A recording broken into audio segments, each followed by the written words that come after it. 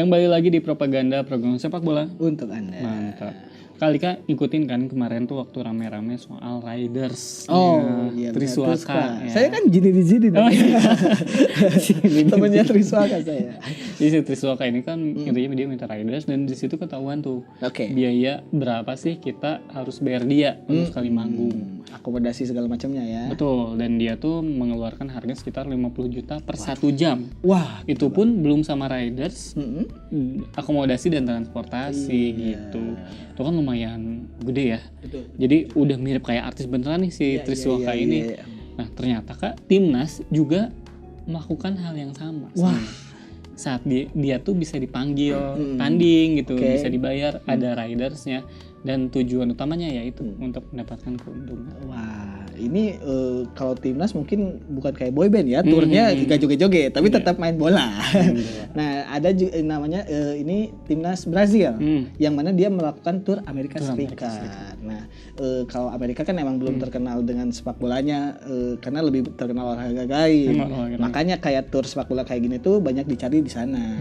Nah, ada salah satunya dari kandang Miami Dolphins. Atau itu di gimana tuh Kak awal bisa jadi Miami Dolphins? Nah, kalau waktu itu kita belajar si Jepang itu karena ada hewan ikonik di daerahnya, dijadiin logo. Kalau ini mungkin suka sirkus lumba-lumba.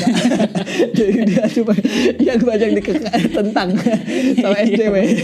Tapi itu jahat kan nih lumba-lumbanya kan. Iya, itu dipaksa. Kalau yang sirkus itu mah janganlah. Kenapa jadi pesan moral ya? Nah, ada si Miami Dolphins yang punya kandang bernama Hard Rock Stadium. Ini bukan musik ya, Hard Rock Stadiumnya, tapi dia adalah tim American football yang berlaga di National Football League. Nah, suatu ketika ada cerita aneh karena stadion berkapasitas 65.000 tersebut dipenuhi ribuan supporter berkostum kuning.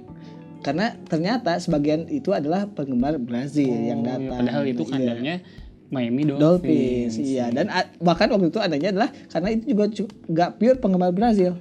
Ada juga penggemar Kolombia.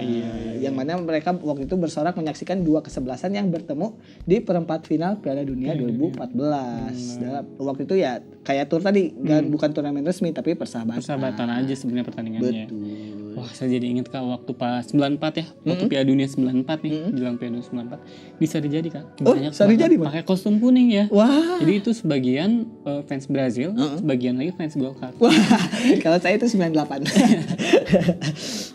Nah, kalau misalkan kita ngelihat dari tiket yang kejual ya Kak ya. Kalau ngelihat sih cuma ada 94 kursi kosong aja Kak di Hard Rock Stadium ini. Iya, gitu. yang mana tadi kapasitasnya banyak. Kapasitasnya hampir full ya. Betul. Dan ini terbilang mengejutkan karena ini bukan pertandingan yang memperebutkan trofi. Atau bukan pertandingan kualifikasi gitu ya.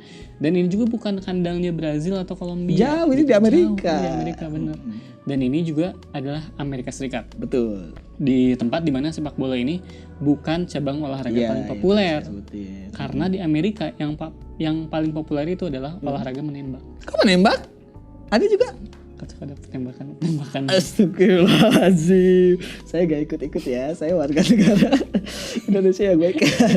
Ada. Waktu itu ada pun hasil pertandingannya adalah kedua kesebelasan tersebut bermain imbang. Jadi waktu itu skornya 2-2. Nah, si Brasil sempat tertinggal 1-2 lewat 2 gol Luis Muriel namanya. Sebelum akhirnya Neymar mencetak gol penyama kedudukan pada menit 48.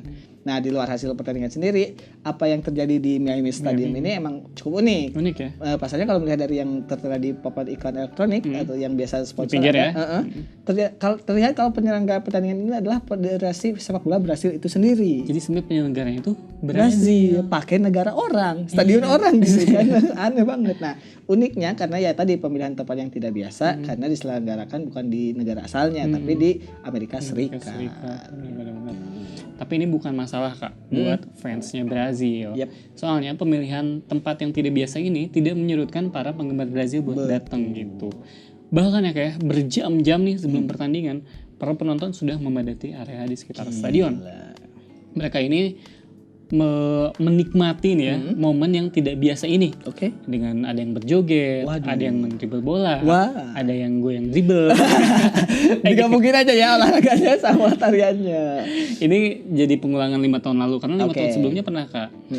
Cuma waktu itu jumlah yang datang lebih banyak karena kapasitas stadionnya pun lebih besar, yaitu 73.000. Sebelum direnov tuh lebih besar nih si Hard Rock Stadium ini. Gitu. Nah, kita jadi bertanya-tanya nih, si penonton itu pada akhirnya pengen melihat apa? Karena kalau tanding kan udah biasa sebenarnya timnas Brasil waktu itu.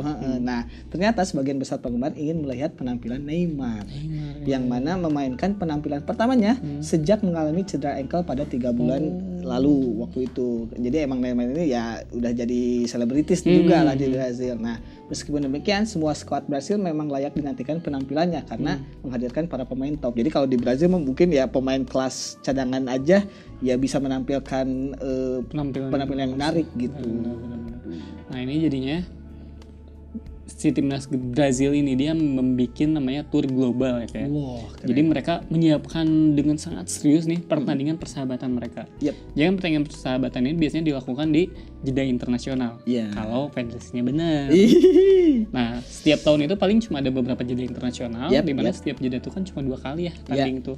Nah sama si federasi Brazil tuh dipertimbangkan banget gitu. Dimatengin lah. Jadi mereka tuh tidak sekadar memaksimalkan jeda internasional untuk mengasah para pemain di timnas. Tapi mereka juga berusaha untuk mengeruk Sungai Citarum. Agak susah itu kayaknya kalau warga tiba-tiba ada Neymar gini di Sungai Citarum. Jadi mengeruk untung gitu. Iya, tetap aja tujuannya mungkin uang juga. Dan ini dilakukan sejak Oktober 2012. Jadi timnas Brazil ini dia disponsori oleh Chevrolet dan panitianya itu Pitch Internasional sebagai panitia penyelenggara. Jadi bukan Karang Taruna kayak tadi ya. World Cup. Nah, tour dengan nama resmi Chevrolet Brazil Global Tour ini bakal berlangsung awalnya ya direncanakan sampai Piala Dunia 2022 gitu. Keren. Nah, emang tidak salah karena timnas Brasil ini punya daya tawar tersendiri. Nah, si Federasi Sepak Bola Brasil CBF paham kalau Brasil itu adalah salah satu kesebelasan atau negara yang bukan cuma terbaik, tapi yang paling populer di dunia. Jadi ya emang timnas Brasil ini menjadi benchmark sendiri kekuatan sepak bola di dunia gitu. Nah, sehingga mereka yakin emang percaya diri tidak akan kekurangan peminat untuk mengundang Neymar dan kolega bertanding dalam tajuk bersahabatan. Jadi ya negara manapun di dunia kalau ada gelaran di sepak bola, Brazil udah jaminan sukses lah itu. Betul. Nah, kenapa sih apa sih pemicu utama kenapa Brazil melakukan hal-hal seperti ini gitu? Pemicu utamanya waktu Piala Dunia 2014 kayak yang kita bahas tadi Kak, bahwa sebagai tuan rumah Brazil ini tuh nggak tanding gitu. Dan ini tuh terjadi sekitar hampir setahun. Jadi tanpa pertandingan yang beneran kompetitif. Cuma pertandingan biasa aja gitu. Jadi Brazil itu tuh hanya melakukan laga persahabatan pada saat itu Kak. Cuma ya lebih tepatnya bukan laga persahabatan Kak, gitu uji tanding. Soalnya nggak asik ya kan misalkan Brazil nganggapnya sahabat, tapi si Kolombia teman biasa aja. Ternyata tidak lebih ya. Akhirnya nih si Pitch Internasional ini hadir sebagai panitia penyelenggara menggantikan namanya Kentaro. Ya, dia ini agensi yang sebelumnya mengurusi pertandingan timnasnya Brazil. Nah, emang sebelum bekerja sama dengan Pitch International nih, CBF menyatakan kalau timnas Brazil kerap sulit menghasilkan uang yang mana dari pertandingan persahabatan tadi. Jadi mereka meski bertanding di kandang dan punya menang besar, tapi pemasukannya mungkin tetap sedikit. Nah, namun setelah kerjasama dengan Pitch International, CBF mengaku mendapatkan bayaran sekitar $1 juta per pertandingan. Sementara Pitch International mendapatkan 2-3 juta US dollar per pertandingan. Emang ya itu standar lah di mana-mana panitia pasti lebih dapat gedenya daripada dibanding Thailand. Artisnya. Betul. Nih, sampai 2019 aja ya kayak ada 47 pertandingan yang dilakukan di Brazil di 6 benua. Artinya di semua keliling dunia itu ada. Betul. Brazil ini pernah main sekali di Afrika. 6 kali di Asia, 2 kali di Oseania, 17 kali di Eropa, 11 kali di Amerika Utara dan 10 kali di Amerika Selatan. Gila. Nah, sisa pertandingannya waktu itu tahun 2019 tersisa yaitu melawan Peru di Los Angeles, Thailand di Kalang Singapura, Argentina di Yokohama serta Jepang di Suita Jepang. Jadi walaupun venue-nya misalnya di Jepang, lawannya belum tentu timnas Jepang. Makanya Argentina. Iya, makanya ini emang bagus juga emang agensinya bisa cari celah gitu di antara pertandingan-pertandingan ini. Wah, menarik banget ya timnas Brazil. Semoga bisa menjadi inspirasi untuk timnas. Tandinglah lawan Aha Ata. Itu udah mah Ata banyak subscriber, Brazil banyak pendukung, rame lah itu pasti. Itu tadi pembahasan kita di segmen yang kedua. Jangan kemana-mana, tetap di Propaganda, program sepak bola untuk Anda. Mantap.